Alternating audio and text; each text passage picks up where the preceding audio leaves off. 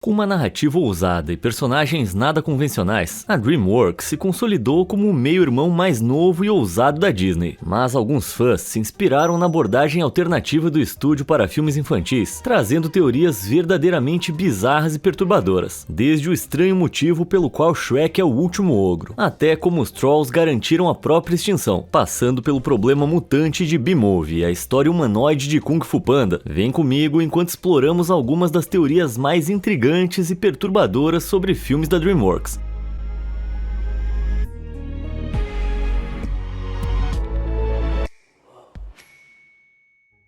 Rainha Assassina.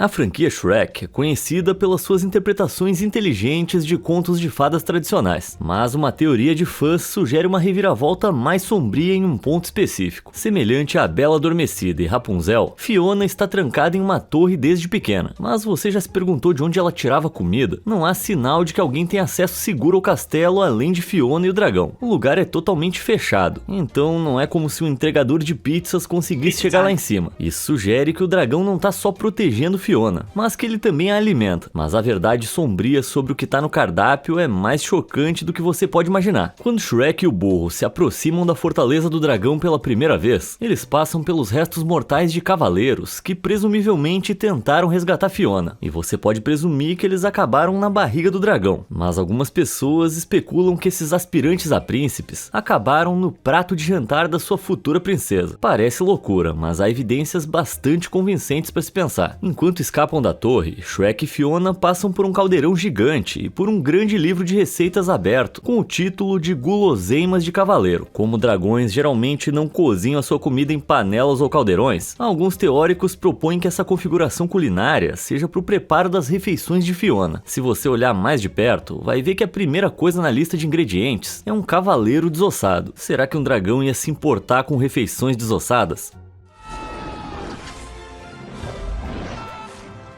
Pois é, a conclusão é que a donzela princesa Fiona pode ser literalmente uma devoradora de homens. Sendo secretamente uma ogra, é possível que Fiona tenha um apetite por... especialmente à noite, quando a sua maldição a transforma. Ao acordar de manhã com uma sua versão humana, você só pode imaginar o seu horror ao se lembrar do que, ou melhor, de quem ela ainda estava digerindo. Mas tem outra reviravolta nessa teoria macabra. Embora fique claro que a população humana no universo Shrek acredita que ogros comem pessoas, não vemos nenhuma evidência concreta disso. Embora Shrek tenha um pote cheio de globos oculares, não há confirmação de que sejam olhos humanos. Então, dependendo da verdade, Shrek pode ficar horrorizado ao descobrir a dieta anterior da sua princesa. Sei lá, talvez tivesse sido melhor se Shrek não tivesse resgatado a Fiona.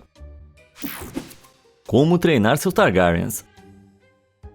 Embora os filmes de Como Treinar Seu Dragão sejam aventuras animadas e divertidas para toda a família, alguns fãs descobriram evidências que sugerem que eles podem ser o prelúdio de uma saga bem mais sombria. Existe uma teoria de que Como Treinar Seu Dragão existe no mesmo universo de Game of Thrones, e que o Soluço é o ancestral da linhagem Targaryen que monta dragões. Eu sei que você tá pensando, os Targaryens são conhecidos por terem cabelos loiros e prateados, enquanto o cabelo do Soluço é castanho escuro. Mas isso pode não importar. Como visto no universo de Game of Thrones, ter um dos pais com cabelos escuros não significa automaticamente que os filhos tenham cabelos escuros. O cabelo loiro de Astrid, futura esposa de Soluço, poderia facilmente ter se tornado uma característica genética que define seus descendentes com Soluço, assim como o cabelo prateado dos Targaryen. E de fato, um dos seus filhos tem cabelo claro. Não é difícil imaginar que gerações depois, os descendentes de Soluço e Astrid tenham emergido como uma família nobre devido à sua habilidade incomparável com dragões. Alguns até sugerem que o lar de Soluço, a ilha de Burke, possa estar localizada a oeste de Westeros, que, se você assistiu Game of Thrones, sabe que é notoriamente inexplorada. Há teorias de que um evento cataclísmico, semelhante à perdição de Valíria, acabou devastando Burke, mas os Soluço Targaryen sobreviveram, possivelmente escapando em dragões para Essos. Se isso for verdade, não significa apenas que Soluço e Astrid iniciaram a linhagem que resultou na casa Targaryen, mas também os tornaria parentes distantes antes de Daenerys e Jon Snow. Outra ligação é a semelhança entre o emblema de soluço em Como Treinar o Seu Dragão 2 e o símbolo da casa Targaryen, que são definitivamente similares. O diretor de House of the Dragon da HBO, Greg Yaitanes, até confirmou que se inspirou no filme Como Treinar Seu Dragão, então talvez ele saiba algo que nós não sabemos. Embora a teoria seja rebuscada e provavelmente contradiga a tradição canônica de Game of Thrones, ela destaca conexões divertidas entre os dois mundos, mas considerando o hábito dos Targaryen de se casar entre irmãos, a relação dos gêmeos loiros de Como Treinar Seu Dragão, Rough Nut e Tough Nut, é algo que talvez seja melhor a gente nem explorar.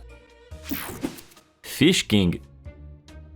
Um dos lançamentos mais bizarros da DreamWorks, o Espanta-Tubarões, apresenta uma metrópole subaquática habitada por tubarões da máfia, peixes-leões estranhamente sugestivos e, ao mesmo tempo, estrelado por um peixe que é o Will Smith. Entre as inúmeras referências à cultura pop em exibição nesse mundo de peixes, um outdoor de fundo se destaca. Embora seja obviamente uma referência clara ao Burger King, alguns fãs se perguntam, em um mundo subaquático habitado por peixes, o que uma lanchonete chamada Rei do Peixe serviria? No nosso mundo, o Burger King serve hambúrgueres, então a lógica sugere que o Fish King serve peixes, sugerindo o lado mais sombrio dessa sociedade aquática. Embora muitos peixes comam outros peixes na vida real, as implicações dentro da sociedade de O Espanta-Tubarões são inquietantes. Peixes predados como Oscar vivem juntos no Recife Southside para se protegerem de predadores carnívoros como tubarões, mas os restaurantes de lá servem diversos pratos com peixe, incluindo sushi. Será que isso implica que espécies mais fracas como a de Oscar estão no cardápio das suas próprias lanchonetes? A logística de administrar um restaurante Fish King levanta outras questões. Os funcionários precisam cozinhar membros da sua própria espécie? De onde eles tiram esses peixes? Será que eles vêm de necrotérios de hospitais de peixes ou são caçados para consumo? Será que existe um sistema de doadores onde os peixes podem se registrar para serem usados como alimento depois de morrer? As perguntas são intermináveis, cada uma mais assustadora que a anterior. No fim das contas, a inclusão de Fish King provavelmente é só uma sátira sutil à cultura consumista ou uma provocação brincalhona ao marketing absurdo. Mas depois de investigar um pouco mais a fundo, isso realmente faz você questionar como essa sociedade suspeita realmente funciona, num lugar onde você come ou é comido. E com algumas das teorias circulando sobre filmes da DreamWorks, quem sabe ao certo. Tragédia dos pinguins. Em Madagascar, os pinguins Capitão, Kowalski, Recruta e Rico exibem uma inteligência extraordinária, muito além da dos pinguins comuns. Embora suas habilidades pareçam ter surgido de um talento natural, alguns acreditam que suas origens sejam perturbadoras. A teoria diz que esses pinguins nem sempre foram os gênios que conhecemos. Em vez disso, eles já foram pinguins comuns na Antártida, e isso até serem capturados por uma instalação secreta de pesquisa científica e submetidos a experimentos secretos do governo. A instalação visava aprimorar a inteligência animal para uso militar, ensinando os pinguins a compreender a tecnologia humana, operar máquinas, construir dispositivos e compreender a linguagem humana. Após atingirem tal inteligência, os pinguins escaparam da instalação com a intenção de retornar à natureza, mas seu comportamento recentemente aprimorado os isolou da sua antiga colônia, levando a sua captura e transferência para um zoológico. Lá eles continuaram a observar e aprender com os humanos, enquanto planejavam seu retorno à Antártida. Agora, as evidências para essa teoria são instáveis, além da obsessão militar dos pinguins e do fato de eles serem tão anormalmente inteligentes. Mas outra pista potencial para suas origens aparece quando o Recruta tenta quebrar o código de controle da nave no primeiro filme. Se você olhar atentamente para a tela, poderá notar uma mensagem oculta em meio às tentativas confusas de código. A mensagem diz: que obra de arte é esse pinguim? E se você manja de Shakespeare, isso pode soar um pouco familiar. Essa é uma referência à peça trágica de Hamlet, que enquanto pondera as complexidades da natureza humana, exclama que obra de arte é um homem. Embora alguns acreditem que a mensagem em Madagascar esteja lá para destacar os sentimentos de desesperança do Recruta ao tentar quebrar o código, pode ser uma dica sutil para os sentimentos complexos dos pinguins sobre o que eles se tornaram. Então, esses pinguins estão sendo simplesmente felizes em sorrir e acenar, ou é só uma fachada para mascarar o seu passado trágico? You didn't see anything. Extinção dos ogros. Ao longo dos 3 primeiros filmes de Shrek, o nosso personagem principal parece ser um dos poucos, se não o único ogro nato. Mas por quê? A explicação aparentemente óbvia é que multidões enfurecidas de caçadores de ogros levaram a espécie à extinção. Mas essa explicação cai por terra quando consideramos os eventos de Shrek para sempre. No 4º filme, o nosso herói é enganado por Rumpelstiltskin para desfazer o seu próprio nascimento. Shrek então se encontra em uma realidade alternativa, onde nunca existiu, e ainda assim um número considerável de outros ogros natos se uniram para lutar contra um inimigo comum. Alguns fãs acreditam que, como a inexistência de Shrek resultou em uma próspera comunidade de ogros, sua presença na linha do tempo original desempenhou um papel significativo no seu desaparecimento. Em Shrek III é revelado que o pai de Shrek tentou comê-lo, então não é muito absurdo imaginar se a estranha criação de Shrek o levou a desenvolver um gosto, ou pelo menos uma sede de sangue, pelos seus próprios companheiros ogros. Embora Shrek para sempre não indique que ogros comendo ogros seja a norma, a família de Shrek poderia ter sido, em teoria, uma turma particularmente ruim, com desejos de erradicar os seus concorrentes. E isso certamente distorceria a explicação para todos aqueles globos oculares em conserva que vemos o Shrek acumulando. Seriam eles os últimos resquícios da sua dieta de carne de ogro, guardados para serem consumidos como petiscos ocasionalmente? Melhor nem pensar nisso. Embora não haja evidências reais de que esses globos oculares tenham pertencido a ogros em vez de qualquer outra criatura, existe outra explicação mais provável para a ausência de ogros na linha do tempo original. É estabelecido no 1º filme que ogros são criaturas solitárias que gostam de viver isoladas. Isso implica que na linha do tempo alternativa de Shrek para sempre, a única razão pela qual eles conseguem ser unidos pela Fiona alternativa é para lutar contra Rumpelstiltskin. Portanto, é bem provável que eles existam nos filmes originais. Nós apenas não os vemos graças à sua vida solitária no pântano. Ou pelo menos é isso que o maligno Shrek devorador de ogros quer que a gente pense. Mistério do chefinho. Em O Poderoso Chefinho, a vida de Tim Templeton, de 7 anos, vira de cabeça para baixo quando ele descobre que o seu novo irmãozinho tá, na verdade, vivendo uma vida dupla como CEO secreto. Definitivamente uma premissa bem estranha. Nas cenas iniciais, os pais de Tim, incluindo sua mãe grávida, o colocam na cama e perguntam se ele gostaria de um irmãozinho, e ele responde que não. No dia seguinte, o chefinho chega de terno e botas, e o caos se instala. Mas muitos fãs acreditam que a aventura de Tim com o chefinho pode não ter acontecido, e os sinais estavam lá desde o início. Depois que seus pais perguntam a Tim se ele gostaria de um irmãozinho, eles acionam essa máquina de bolinhas, e o garoto adormece se perguntando de onde vêm os bebês. Em seguida, vemos uma gigantesca máquina de fazer bebês no céu, com bebês em esteiras rolantes, imitando o movimento das bolinhas de gude de Tim. De acordo com a teoria, o quarto de Tim tá cheio de outras pistas, sugerindo que ele imaginou o filme inteiro. Por exemplo, seu cachorro de brinquedo e o seu celeiro podem ter inspirado a Puppy Co, e a sua armadilha para ratos fornece a base para uma armadilha vista mais tarde. Há também um navio pirata, um carro de polícia e um foguete, todos os quais aparecem no filme. Alguns fãs também acreditam que há pistas de fundo que sinalizam a lenta aceitação de Tim pelo seu novo irmão. Por exemplo, esse detector de metais do aeroporto muda de vermelho para verde durante um momento de conexão fraternal, refletindo as mudanças de percepção de Tim sobre o bebê chefe, de chefe da gerência para membro da família. Tudo parece muito mágico de Oz, mas é claro que Tim tem uma imaginação fértil, o que torna plausível que ele tenha inventado a história do bebê chefe para lidar com o ciúme entre irmãos. Na realidade, ele provavelmente estava sentado sozinho no seu quarto brincando com seus brinquedos, enquanto seus pais estavam ocupados com seu novo irmão. Embora reviravoltas do tipo "foi tudo um sonho" geralmente sejam clichês, essa teoria definitivamente enriquece a história. E embora nunca tenha sido explicitamente confirmada, as pistas sugerem que se trata mais de uma realidade do que de ficção. A figura da morte.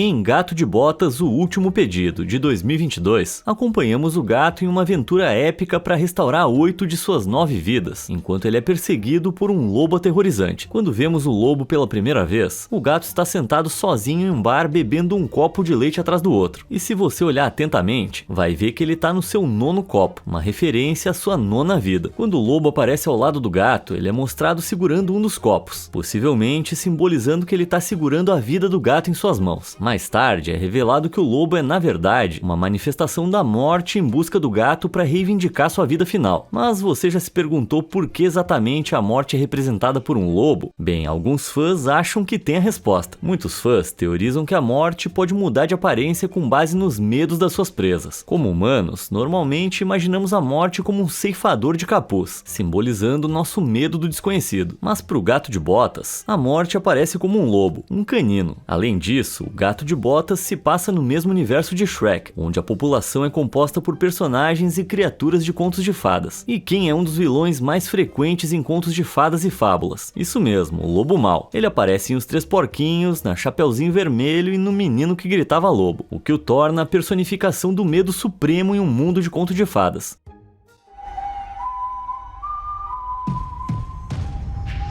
Assustador. Kung Fu Animal. Se você já assistiu Kung Fu Panda, provavelmente notou que os animais no filme exibem muitas características humanas. Eles usam roupas humanas, gostam de comidas humanas e até ostentam barbas. A sociedade deles também é bem parecida com a nossa, com restaurantes e arquitetura familiar. Mas alguns fãs interpretaram essas semelhanças estranhas como indícios de uma teoria intrigante de que o mundo tem alguma ancestralidade humana oculta. A teoria sugere que milhares de anos antes dos eventos de Kung Fu Panda, os antigos mestres de Kung Fu da China eram, na verdade, originalmente humanos, que descobriram uma poderosa técnica de Kung Fu que lhes permitia se transformar em animais. Essa transformação lhes conferiu as características físicas e comportamentais dos animais, aprimorando assim as suas proezas nas artes marciais. Os defensores da teoria apontam para a série de TV Kung Fu Panda Lendas do Dragão Guerreiro, particularmente o episódio O Fantasma de Oogway. No episódio, os personagens usam um movimento de Kung Fu que os permite assumir a aparência e as habilidades de outros animais, exatamente como afirma a teoria. Acredita-se que em sua busca pela perfeição no Kung Fu, os antigos mestres humanos decidiram permanecer em suas formas animais e acasalar para produzir bebês altamente qualificados. Como esses bebês nasciam como animais, eles não tinham forma humana para se transformarem de novo. Assim, lentamente a população animal cresceu. Como sabemos, no mundo de Kung Fu Panda, apenas alguns poucos possuem talentos para o Kung Fu, enquanto a grande maioria é desprovida dessa habilidade. Então talvez o plano original dos mestres de povoar a China com especialistas em Kung Fu tenha falhado, e isso acabou resultando na extinção completa dos humanos da região. Foi relatado que os produtores de Kung Fu Panda 4 consideraram incluir personagens humanos na história, mas como isso não aconteceu, tá longe de ser um evento canônico a existência de humanos no universo da franquia. De qualquer forma, a ideia de um Po humanoide é bem intrigante, mas por outro lado, a gente já tem o Jack Black, que em maior parte é humano. Isso já nos ajuda a imaginar. Os animais de Duloc.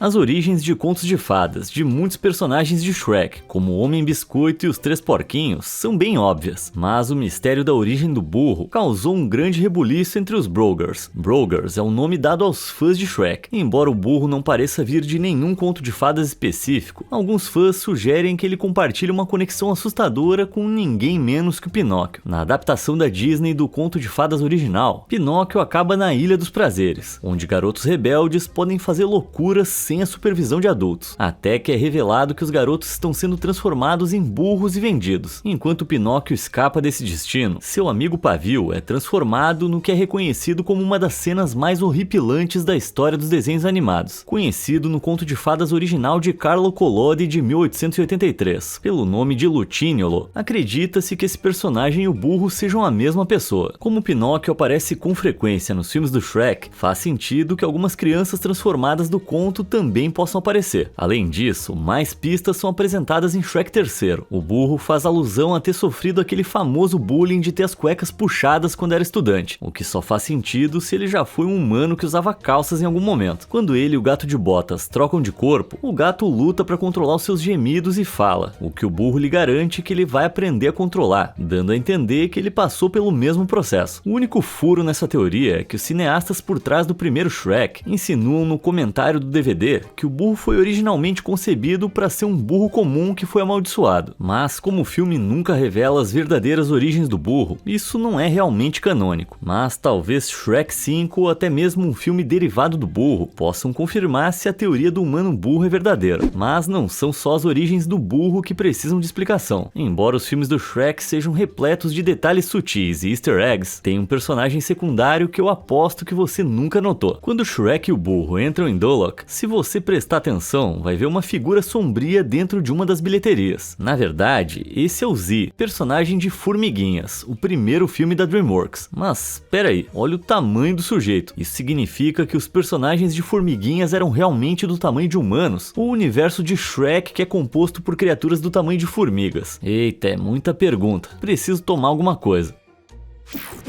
Falsa salvação.